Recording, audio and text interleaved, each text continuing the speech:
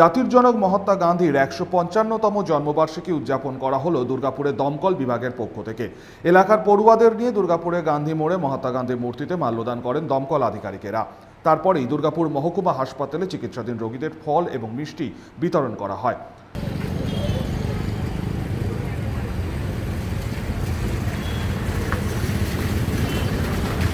গান্ধী পালনতে উদ্বোধন করবেন আমাদের রিক্রিয়েশন ক্লাবের সেক্রেটারি ফাল্গুনী মুখার্জি মহাশয়।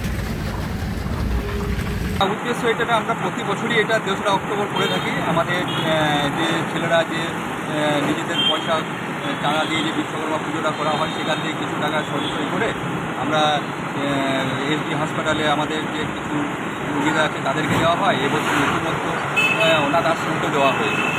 দুর্গাপুর থেকে সনাতন গড়াইয়ের রিপোর্ট, 99 নিউজ বাংলা।